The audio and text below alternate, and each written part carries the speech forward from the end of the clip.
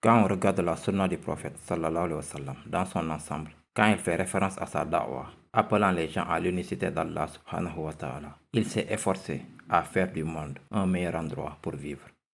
Il avait l'idée de rendre le monde meilleur avec l'islam, à cause de l'islam, à cause de sa présence, à cause de la présence de ses compagnons, à cause de la présence du livre d'Allah subhanahu wa ta'ala, afin de rendre le monde meilleur. Et c'était une idée, une préoccupation, une attitude qu'il avait avant la prophétie. Avant la prophétie, notre prophète sallallahu alayhi wa sallam se souciait de la condition des pauvres. Oui ou non? Il a lutté pour cela. Il s'est battu pour cela. Avant la prophétie, notre prophète a représenté les opprimés. Oui ou non? Avant la prophétie, il a cherché la réconciliation entre les tribus. Avant la prophétie, il essayait d'aider son peuple de n'importe quelle manière qu'il peut trouver pour le faire. La principale raison qui l'a poussé à prendre sa retraite dans la grotte Hira chaque année, c'était pour quelle raison?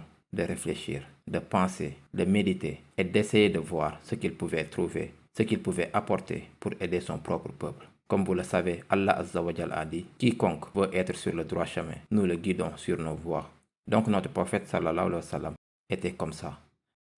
Avant qu'Allah subhanahu wa ta'ala ne lui a révélé, Iqra bismi rabbikal ladhi khalaq.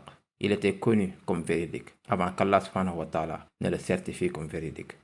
Il était connu comme digne de confiance avant qu'Allah Azza wa Jal ne le certifie comme khuluqin azim, un caractère droit.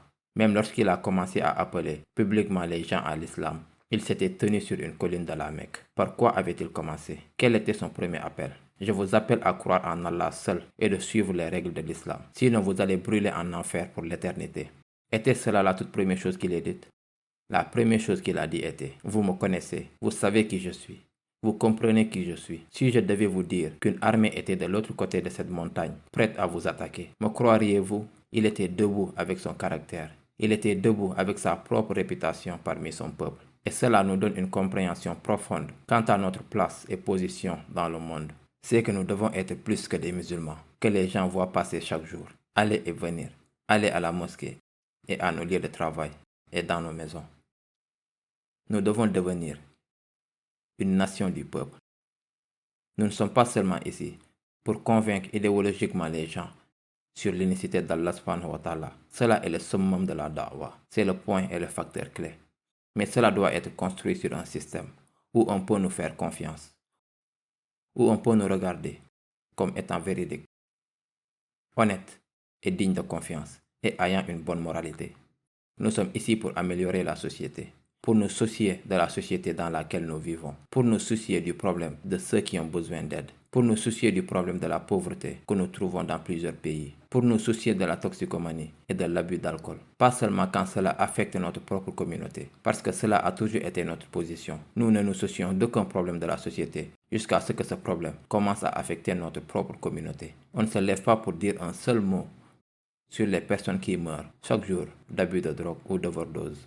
Vous pouvez marcher dans les rues et trouver des personnes mourir à gauche et à droite de la dépendance à l'héroïne tous les jours. Et nous passons à leur côté en allant à la mosquée, sans même les regarder, jusqu'à ce que cela affecte notre communauté, excepté qu'un de nos membres soit dans ce genre de problème.